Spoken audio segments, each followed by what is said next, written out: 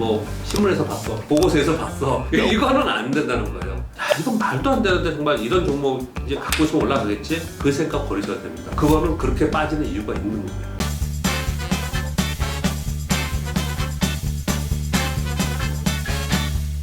챕터 2의 불편한 진실. 불편한 진실은 예전에 뭐 개그맨이 했던 말인 것 같은데 이건 뭔가요? 막 이러면서 왜 이러는 걸까요?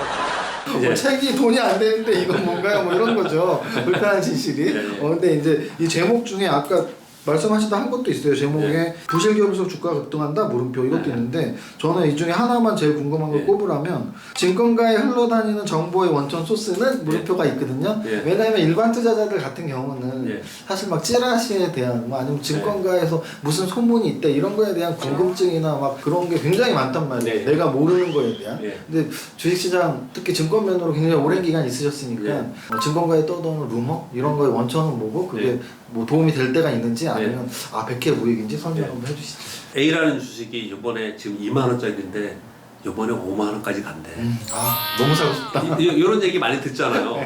그러면 여러분 한번 그런 생각해 보세요. 그 얘기 전해준 그 사람은 이걸 어디서 들었을까? 그러면 또 그거 전해준 그 뒤에 사람은 또 어디서 들었을까? 이렇게 한번 추적해서 가면은 이게 도대체 어디서 처음에 나왔을까? 이 세력들이 이거 주가를 띄워보려고 이게 불순한 의도에서 이 말을 퍼뜨린 걸까? 아니면은 모 애널리스트가 쓴 어떤 자료에서 이런 거 나왔을까?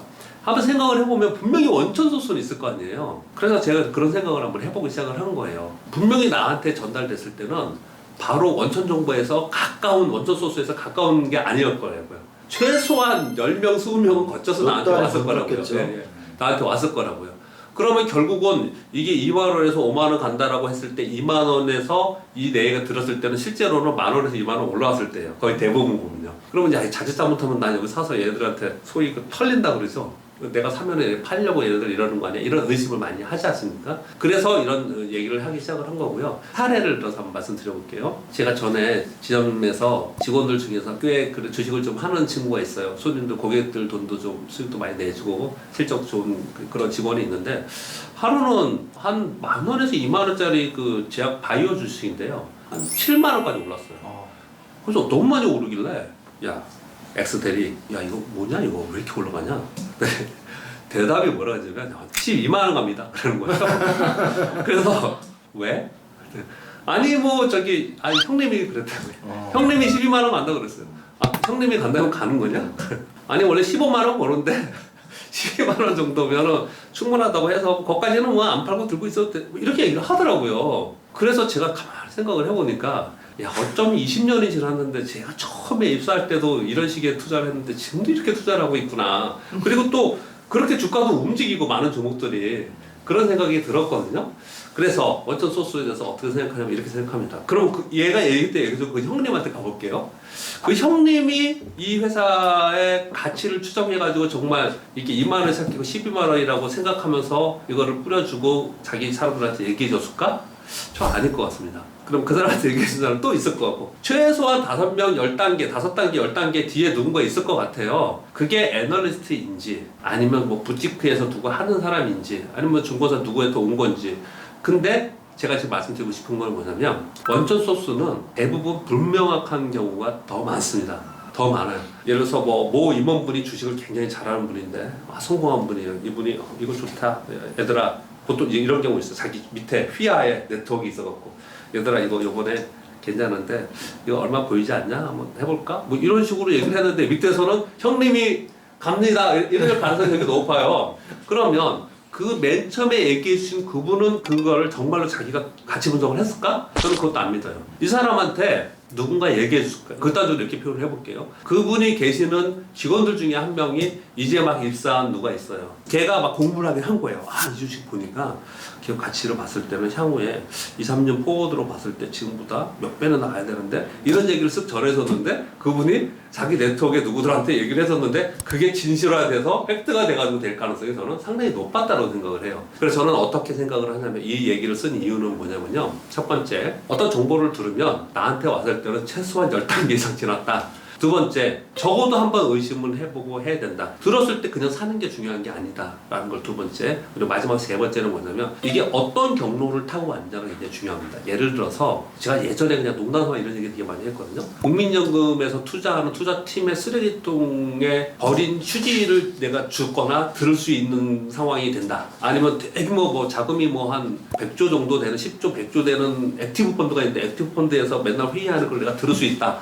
그러면 공부할 필요가 없죠. 뭐 이런 얘기 뭐예요? 그냥 그거 듣고 그냥 하면 돼요. 무슨 표현이냐면 직접 돈을 집행해서 주식을 사는 경로를 타고 와야 돼요. 주식이 아닌 돈을 집행하지 않고 말로만 하는 사람들 있죠. 말로만 전달되는 거. 이거는 자기는 사지 않는 거예요. 이거는 주가에 도움이 되지 않습니다. 근데 직접적으로 자기가 투자를 하면서 그 경로를 타고 왔을 때는 이 경로 속에서 얘도 샀고 얘도 샀고 얘도 샀고 했거든요. 그러면 얘들이 주가를 올리려고 할 거란 말이에요. 이게 저는 굉장히 중요하다고 생각을 해요. 그래서 어떤 정보를 들으면 나한테 들렸을 때 전해주는 사람 있잖아요. 그 사람은 내가 아는 사람이니까 그 뒷사람은 모르잖아요. 그 뒷사람은 어디서 들었냐고 한번 물어봐가지고 뭐 신문에서 봤어, 보고서에서 봤어. 이거는 안 된다는 거예요. 그래서 그 경로가 굉장히 중요하다 그렇게 생각을 합니다. 굉장히 구체적으로 설명을 해주셨네요. 요거 한번 여러분들 2번 정도 돌려보시면 여러분들이 궁금해하는 해답들이 다 있어요. 이렇게 시중에 떠도는 얼마 갈 거야. 누가 말했을까? 그게 팩트일까? 뭐 그 말하는 사람이 진짜 펀드 매니저인지 뭐 세력인지 뭐 누군지 간에 어쨌든 한번 그런 경로들을 여러분들 생각을 하는 습관을 가지시고 뭐 무작정 믿으면 절대 안 된다라고 결론을 내드리고 싶네요. 이 정도로 말씀드리면 될 것 같고 그 기술적 분석을 왜 하는가 여기에서 저는 첫 번째 제목 보자마자 이건 무조건 물어봐야 돼. 이거는 무조건이야. 왜냐면 뭐라고 써있냐면 10초면 충분한 차트로 종목 찾기. 야 이거 진짜 10초면 종목 차트를 찾을 수 있는 물론 연마되신 분들은 가능할 수도 있겠지만 일단 초보 투자자 분들에게 뭐를 잘 보면은 딱 한눈에 보라는 얘기잖아요. 차트에서 차트를 보자마자 이건 좋은 차트 안 좋은 차트 구분할 수 있는 그 기준점이 뭔지 한번 설명해 주시죠. 사실은 1초면 되는데요. 10초라고 했던 이유로 먼저 말씀을 드리면요. 차트를 전 종목 차트를 넘어가는 이 주식 투자를 오래 한 사람들은 전 종목 차트를 가끔가다 봅니다. 근데 이거를 눌러가면서 보기 싫어서 10초로 해놓고 10초로 이렇게 가만히 앉아갖고 10초를 넘어가는 걸 보는 거예요. 그래서 제가 10초로 써는 거고요. 자동기는 자동. 네, 자동으로요. 3초도 있어요. 3초 더 짧게도 할 수 있어요. 10초가 익숙해지면 뭐 3초만. 예, 그래서 이 10초라도 꽤 시간 많이 걸립니다. 이게. 그래서 10초로 써는 거고요. 그리고 하나 더 여담 말씀드리면요. 우리 유튜브 중에 뭐 읽기, 10초로 차트 읽기 뭐 이래가지고 지적 분석 막 봉 그려놓고 막 이렇게 설명한 거 유튜브 되게 많거든요. 그거 있잖아요. 제가 단연코 얘기하는데 제가 원조입니다. 그냥 막 많은 사람들이 제 걸 가지고 또는 예전에 제가 강의했던 것도 자기들이 모아서 막 유료도도 말고 그런 데 되게 많거든요. 근데 제가 그거 가지고 법적으로 뭘 하진 않을 건데 다만 제가 이런 얘기를 하면은 쟤는 뭐 다 남들 얘기하는 거 똑같이 얘기하냐 오랫동안 경험이 있는데 이렇게 혹시 오해할까봐 팩트는 제가 원조입니다. 제가 원조이고 남들이 제 걸 따라서 그렇게 하는 거예요. 그렇게 하는 거 이렇게 말씀도 드리고요. 왜 10초면 충분하다고 말씀을 드리냐면 이렇게 말씀드려볼게요. 여러분 꽃을 보죠. 꽃. 예를 들어서 여기 꽃이 이 방에서 지금 꽃이 없네요. 꽃이 없네요. 이 뒤에 화면이 나오는가? 모르겠습니다. 이 뒤에 이건 지금 잘 보이진 않겠지만은 이거 해바라기 같은데. 네 맞습니다. 해바라기 꽃잎이 이렇게 있잖아요. 근데 우리가 이걸 딱 보면서 해바라기네. 해바라기인데 해바라기가 지금 이렇게 꽃잎이 많고 이쁘구나 이렇게 보잖아요. 이걸요. 우리가 그렇게 인지하지 않습니까? 이걸 보면서 좀 꽃잎이 하나 둘 셋 넷 다섯 개 막 이렇게 있고 해바라기 안에 있는 씨가 몇 개 이렇게 분석하지 않잖아요. 우리 꽃을 보면 그렇게 보지 않잖아요. 차트도 똑같아요. 차트를 띄워놓고 거기에 보조지표가 어떻고 일목요일표가 어떻고 볼리전 밴드가 뭐 이제 줄어들었으니까 초보일수록 있죠. 이제 볼리전 밴드가 막 줄었으니까 이제 확 뜰 거야. 뭐 일목요일표를 봤더니 선에서 이걸 열심히 공부하거든요. 그게 무슨 의미가 있어요? 차트는 다 사후적입니다. 주가가 뜨면은 매수 신호 나오고 주가 빠지면은 매도 신호 나오는 게 차트예요. 차트를 직관적으로 딱 보자는 거예요. 차트를 가지고 분석하려고 하지 말고 자기가 차트를 볼 때 어떤 사람은 막 폭락한 주식을 보면서 이거 사야 돼? 이런 사람이 있을 수도 있어요. 어떤 사람은 막 추세도 올라가는 걸 보면서 야 이거 사야겠네 하는 사람도 있을 거고 다 다르잖아요. 저마다 다르지 않습니까? 꽃을 보고 좋아하는 꽃이 다 다르듯이 자기가 좋아하는 게 분명히 있어요. 그래서 자기가 좋아하는 어떤 스타일을 찾았는데 내가 매매를 해봐서 이게 그런 주식을 사는 게 마음이 편하더라. 결과론적으로 수익을 주더라 하는 게 있잖아요. 그럼 자기는 그것만 찾는 거예요. 그것만. 이 차트는 사람들의 매수하고자 하고 매도하고자 하는 심리가 투영되어 있는 거예요. 그 이상도 이하도 아니에요. 제가 차트리스트로 여러 가지 차트 분석하는 것들을 하고 매매 기술도 앞으로 제가 올해 매매 기술 아마 책이 하나 더 나올 거고 강연회를 할 건데요. 그런데 실제로는 그런 것들이 전부 다 익혀진 상태에서는 하지 말자는 게 아니에요. 알아야 돼요. 기본적인 거는. 그렇지만 익혀진 상태에서는 차트를 보면서 얘가 지금 이 사람들이 이 주식을 사려고 하는구나 팔려고 하는구나 지금 관심 없구나 이거를 체크하는 겁니다. 그냥 차트에서는. 저는 그래서 그냥 10초면 된다. 그러면 어쨌든 요약하자면 차트를 자기 자신이 스스로 봐야 돼요. 스스로 봐서 자기 자신한테 맞고 내가 좋아하는 선호하는 차트를 찾을 능력은 생긴다면 정말 1초면 볼 수 있다는 뜻이에요. 그래서 그렇죠. 여기서 저자님에게 좀 추가 질문을 한다면 우리 보통 정배열 차트, 역배열 차트가 차트 구분의 기본이잖아요. 네. 그래서 정배열 차트는 이렇게 우상향하는 올라가는 정도고 역배열 차트는 뭐 여러분 때문에 설명드린 거예요, 당연히. 정배열 차트, 이제 역배열 내려가는 역배열 차트가 있을 때 어떤 분들은 사실은 당연히 정배열 차트를 좋아하는 추세 매매자들이 있을 것이고 난 올라가는 건 싫어, 떨어져 있는 언젠가 올라가는 이런 거 좋아하는 분들이 있을 텐데 이 둘 중에 이 두 가지 유형 중에 혹시 어떤 걸 더 선호하시나요? 저는 당연히 정배열 선호하는데요.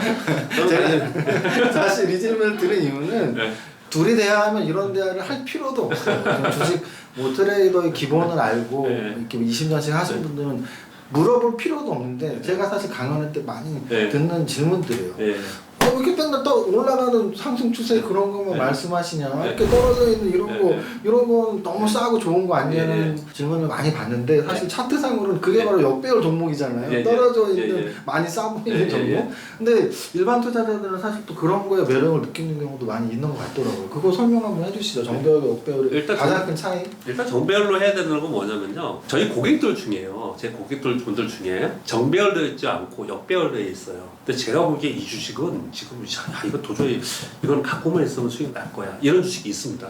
보면 그런 주식들이 있어요. 그런 주식을 사가지고 3개월이 지났어요. 심지어 6개월이 지났어요. 그러면 그분이 어떻게 하실 것 같아요? 나중에 보면은 없어요. 계좌가 없어서 돈 잘한 것도 없고 돈도 없어. 그냥 빼가신 거예요.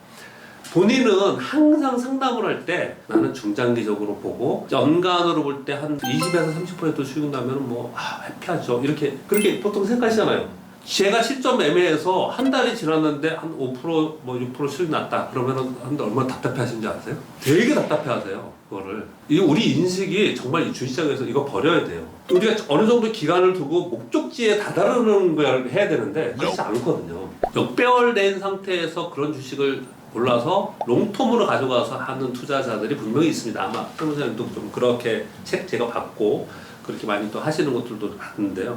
그런 분들은 아주 독특하게 그런 성향을 갖고 있고요. 그리고 롱텀으로 주식을 들고 있거나 또는 처음에는 그렇게 거래하지 않았어요. 처음에는 정배열로 모멘텀 투자를 하다가 자기 돈이 100억, 200억 됐어요. 그럼 이제 이렇게 당장 벌지 않아도 되잖아요. 그러면은 뭐 2억씩, 3억씩 이렇게 좀 해놨다가 나중에 걷어들이는 거죠. 나중에 올라오면. 이런 분들이 이제 그렇게 거래를 하시기도 해요. 근데 아주 제가 경험적으로 볼 때는 그런 분들은 100분 중에 2~3명 정도이고요. 대부분은 다 정배열로 합니다. 왜 정배열로 해야 되느냐? 우리 일반 투자자들의 거의 대부분의 성향은요. 못 견뎌요. 끝까지 기다려 3개월 지났다 6개월 지났다가 도저히 안 되겠다가 팔고 나중에 보면 뚱해가지고 그러고도 올라가죠. 뚱해가지고 그때 가지고 화병 나는 거죠. 이런 경우가 무지기수거든요. 이게 이게 버티지를 못해요. 그래서 우리는 어떻게 해야 되냐면 아까 제가 말씀드렸듯이 시간의 리스크도 우리가 해지를 좀 해야 되는 거고 그리고 항상 시장에서는 항상 시황이 대세일 때 대세를 쫓아가는 주도 섹터가 있고 주도 종목이 있는 거지 않습니까? 거기에서 거래를 해야지만 덜 깨지고 수익을 낼 수 있는 거예요. 수익 내는 건 당연히 여러분 이해하실 것 같아요. 덜 깨지는 거 왜 그럴까요? 많이 올라가던 주식이 빠졌어요. 그러면 우리 뭐라 그러죠?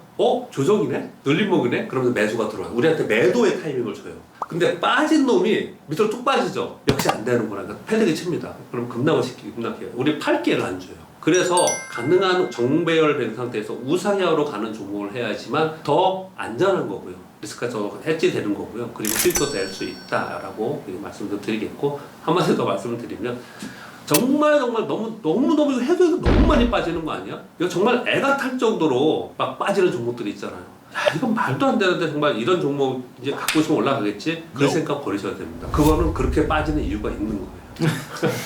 아 진짜 이 인터뷰는 2번씩은 보셔야 될 것 같아요. 너무 좋은 말씀 계속 해주시는데 그럼 차트 분석은 어쨌든 1초 만에 보는 훈련은 각자 하셔야 됩니다. 내 차트를 만들어라.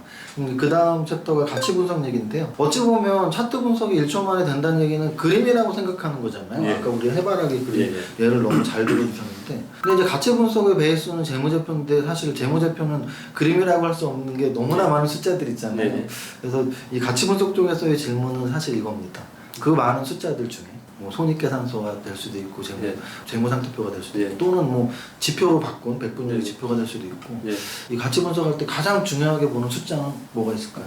그럼 뭐 제 전문이 아니고 대표님 전문이시잖아요. 대표님이 가르쳐 주시고요. 그래도 대표님이 가르쳐 주시고 저는 그래서 이거는 난 꼭 체크한다. 이거는 꼭 체크한다. 전 투자자 입장에서 여러분은 똑같은 입장에서 제가 중요하게 보는 거 그냥 저는 무조건 현금으로 들어봅니다. 무조건 현금흐름표. 네. 그럼 현금흐름표에서 뭐 당연히 영업활동 현금흐름표를 보실 거고 거기서 뭐 숫자의 크고 작음을 보시나요? 아니면 좀 좀 구체적으로 보시나요? 아니요 플러스 마이너스 플러스 예 그러니까 현금흐름표가 영업활동으로 인한 현금흐름표, 재무활동으로 인한 현금흐름표 그리고 투자활동으로 인한 현금흐름표 세 가지가 있잖아요. 그리고 맨 마지막에 초기 현금이 있고 기말 현금이 있고 이렇지 않습니까? 일단 영업활동으로 인한 현금흐름은 무조건 플러스여야 되죠. 플러스여야 되죠. 그리고 재무활동으로 인한 현금 흐름표는 어떤 데는 플러스도 있고 어떤 데는 마이너스도 있겠죠. 갚을 때도 있고 많이 벌면 좀 갚기도 하고 재무활동은 또 빌리기도 하고 일반적으로 스타트업 기업들은 성장 기업들은 돈을 많이 빌리기 때문에 마이너스가 많이 있을 수 있겠고요. 있을 수 있겠고요. 그리고 투자 활동은 거의 대부분 다 마이너스가 좋습니다. 성장 기업. 예, 성장 기업이기 때문에 특히 삼성전자는 돈 그만큼 버는데 어떨 것 같아요? 투자 활동 마이너스입니다. 얘들도 계속 투자를 한다는 예, 계속 투자를 하고 있기 때문에 그래서 실제로 영업 활동에서 플러스 그다음 투자 활동에서 마이너스 재무 활동에서 플러스도 되고 마이너스도 되고 이게 룰이 지켜져야지 이게 지켜지지 않으면 안 좋은 기업은요 영업 활동에서 마이너스예요. 돈을 예. 못 벌고 예, 돈을 못 벌어요. 그럼 재무 활동에서 플러스예요. 돈 빌려서 계속 돈을 재무 조달을 해서 먹고 사는 거죠. 유상증자했거나 은행에서 돈을 빌렸거나 계속 돈을 빌리는 거예요. 이거는 그런 기업들이 있을 수 있습니다. 제약바이오 기업이나 이런 기업들은 사실은 그렇게 하고 있어요. 근데 더 큰 문제가 뭐냐면요. 투자 활동이 플러스야. 이거는 망하는 기업이에요. 내 거 다 팔고 있어요. 기재도 전문가시니까. 막 팔고 이건 망하는 기업이에요. 그거는. 투자 활동이 마이너스가 있어야 된다. 빌려서 투자를 계속 해야 돼요. 제 바이오 기업은 실적은 지금 마이너스잖아요. 근데 돈을 빌리지 않습니까? 그래서 돈을 잘 안 빌리지. 우리 증자하기도 어려우니까 CB 찍고 BW 찍고 그래서 돈을 조달하잖아요. 이거 가지고 투자를 계속 해야 됩니다. 임상실험을 계속 해야지만 나중에 성장할 수 있는 거예요. 투자를 하지 않고 투자가 플러스야. 이거는 안 된다는 거예요. 이거는. 재무상태표에서 이제 현금 흐름표를 굉장히 중요하게 생각을 하고요. 그래서 일단 저는 어떤 기업이든지 이거부터 딱 보고 시작을 합니다. 특히 성장 기업을 선택할 때는 아까 우리 정보의 원천 좀 주셨잖아요. 정보의 원천에 누가 정보를 들었어요. 그럼 이것도 보란 얘기예요. 또는 차트에서 내가 이런 차트들이 좋은 종목들을 골라냈어. 그러면 차트만 갖고 거래하는 게 아니고 현금 흐름표 보라는 얘기입니다. 그리고 또 한 가지는 저를 보는 게 뭐 ROE 많이 보고 그렇게 하는데 저는 OP 마진 많이 봅니다. 영업이익률이요. 우리 농심이 굴뚝기업들은 수천억 벌고 막 매출이 조달인데 뭐 영업이익은 뭐 몇백억 이런 데 있지 않습니까? 1,000억 팔았을 때 얼마나 남냐 예, 워낙에 장치 산업들은요. 그런 데들보다는 영업이익의 기울기가 굉장히 중요한 거거든요. 근데 영업이익의 기울기는 OP마진으로 합니다. OP마진이 중요한 이유는 또 저런 것 때문에 그렇죠. 멀티플 얘기할 때 PER 얘기할 때 PER이 높으면 고평가라고 하잖아요. 근데 PER을 분자로 놓고 분모로 OP마진을 놓는단 말이에요. 그러면 PER이 40인데 분모에 있는 OP마진이 뭐 40%야. 이러면은 얘가 아무리 높아도 이게 높은 게 아니에요. 왜냐면 성장률이 높으니까. 그래서 성장률이 굉장히 중요하다고 저는 생각했어요. 마진율과 성장률이 중요하다고 생각해서 OP 마진을 중요하게 보는 정도이고요. 좀 하나만 더 말씀을 드리면 저는 가장 중요하게 생각하는 건 주식은 미래에 투자하는 거기 때문에 스토리가 중요하다고 생각합니다. 기업이 무조건 스토리가 있어야 돼요. 어떤 기업을 내가 주식을 사려고 그러는데 이 회사의 스토리를 남들 앞에서 쫙 그냥 1시간에 2시간 동안 이 회사는 이렇게 될 거라는 스토리가 내가 말을 하지 못한다. 그러면 그 주식에 투자한 게 아니죠. 그거는 투자가 아니지 않습니까? 말 그대로. 물론 단타하는 사람들도 회사를 좀 알면 좋으니까 그 회사의 성장 스토리에 대해서 내가 어느 정도 알고 있고 그리고 내가 말할 수 있을 정도의 스토리가 있어야 되는데 내가 어떤 회사에 얘기를 샀는데 말할 게 별로 없어. 그냥 형님이 간대. 이건 안 된다는 거죠. 그래서 저는 스토리 굉장히 중요해서 그 사회 변화와 연계된 스토리 이것도 제가 사례 하나 말씀드릴까요? 너무 오늘 이거 길어지는 거 아닙니까?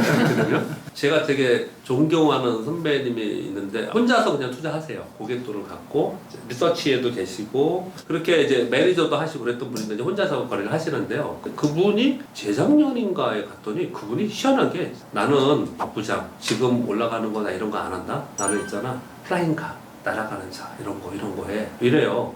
그분은 투자를 어떻게 하냐면요. 세상이 다음에는 뭐 어떻게 될 것 같아? 다음은 어떻게 될 것 같아? 그런 거 있지 않습니까?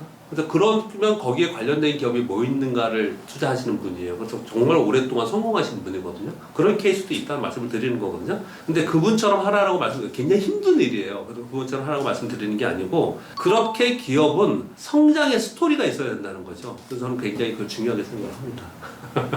너무 좋은 말씀이신데 사실 걱정 반 또는 뭐 충고 반 지금 예. 가치 분석에 대한 이야기 나올 때 여러 가지 용어들이 나왔어요. 근데 사실 뭐 PER이나 손익계산서조차도 모르면 공부 하나도 안 된 것일 텐데 아까 저자님이 설명하실 때 현금 흐름표에서 세 가지 현금 흐름표에서 현금 흐름 구분 영업활동, 투자활동, 재무활동을 나 방송 보면서 처음 알았는데 또는 뭐 부호가 플러스 영업활동 당연히 플러스가 좋은 거고 재무활동에선 부호가 바뀔 수도 있고 투자활동은 마이너스가 좋은 거를 처음 들었다면 사실은 공부가 덜 돼 있는 거거든요. 그래서 우리가 공부의 중요성을 늘 말씀드리는 채널이니까 아까 가치 분석 이야기 하실 때 나왔던 용어들 내가 한 번에 알아들었어 그럼 공부가 좀 잘 되신 거고 나 다 처음 듣는 얘기야 그러면 공부 열심히 하셔야 됩니다.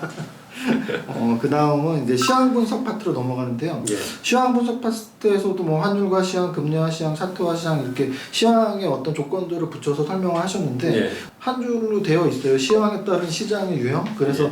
그러면 지금 시장에 좀 맞춰주시면 어떨까요? 지금은 어떤 유형인가요? 일단 시황을 판단하기 위한 지표들을 여러분들이 단순화시킬 필요가 있습니다. 주식은 무조건 단순화시켜야 되는 거예요. 차트도 단순하게 봐야 되고요. 시황도 이거 모든 정보를 여러분 들으면서 이게 어떻게 되지 밤에 잠 못 잡니다.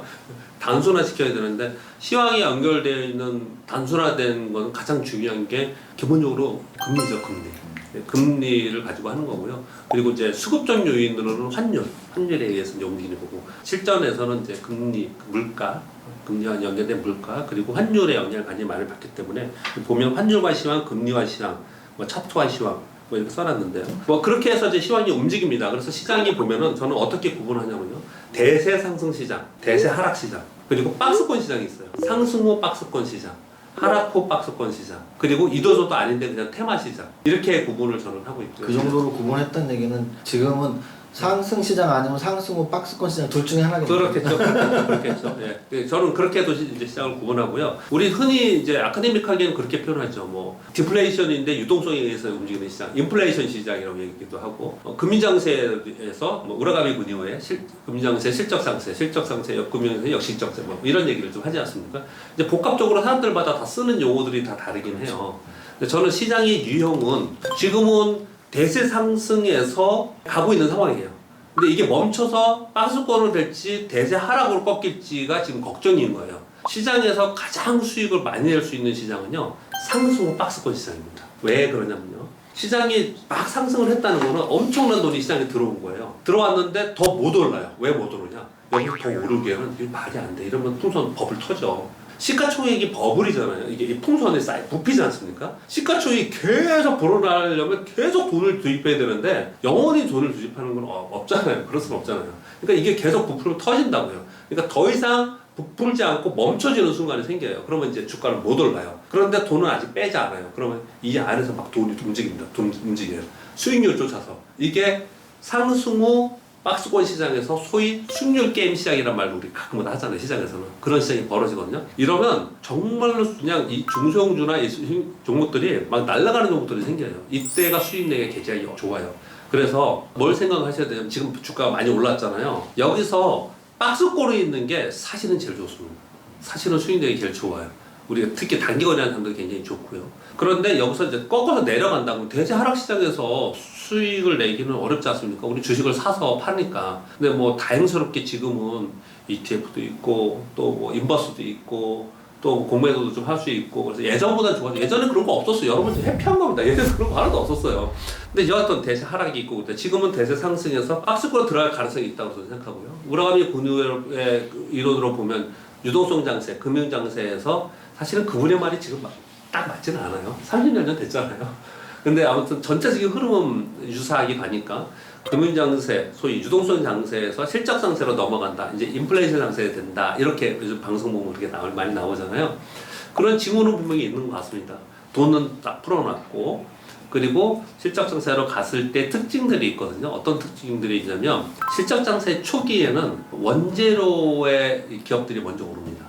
이렇게 얘기를 할게요. 부품주와 완제품을 얘기를 하면 완제품을 자동차라고 할게요. 그럼 자동차를 만들기 위해서 철강이 필요하잖아요. 이건 이제 원재료예요. 얘부터 먼저 화랑이 되기 시작합니다. 그리고 나서 이게 좋아지는 거고요. 나머지도 다 그래요. 예를 들어서 의복이다 그러면 섬유가 먼저 좋아져야지. 왜냐면 먼저 부품 가져가야 돼요. 요즘에 보면 여러분 반도체 가격 오른다고 하는데 삼성전자 하이닉스 이거 왜 못 올라? 삼성전자가 왜 못 올라? 지금 여러분 지금 막 아마 답답하실 거예요. 그런데 DRAM 가격이 오르고 반도체 가격이 오른다는 건 분명히 삼성전자 주가에 이제 반영이 앞으로 될 거라고 생각을 해요. 그런데 지금은 반도체 쇼티지라고 하니까 공장을 자꾸 증설한다 그러잖아요. 그럼 공장 증설하면 뭐부터 들어가야 돼요? 장비부터 들어가요. 장비부터. 그래서 장비가 이번 주에 가장 많이 오르는 겁니다. 증설한다고 하니까. 그렇듯이 주식시장의 사계에서 볼 때 실적 장세 초기에는 원재료의 부품 회사나 원재료 회사가 먼저 좋고 그 다음에 완제품 회사가 좋고 완제품 회사가 정말 좋아지기 시작하면 이제 꺾어서 내려오기 시작한다는 거예요. 금리 인상하면서 그렇게 지금 보고 있거든요. 근데 지금 요즘에 보니까 작년 한 말서부터 원재료 부품 소재 장비들이 굉장히 훨씬 좋습니다. 완제품보다. 아 이게 지금 실적 장세 초기로 가는 거는 분명히 맞구나. 근데 그런 생각이 사실 들어요. 그래서 굳이 주식시장의 4개로 나눠서 볼 때는 실적 장세의 초기로 넘어가는 부분에 있는 것 같다 이렇게 생각이 들어요. 그러면 따지고 보면은 앞으로 실적 장세의 후반기까지 남아있다. 그럼 우리 시장이 아직까지 전체 글로벌 시장이 더 갈 수 있는 여력이 남아있는 거죠. 아직은요.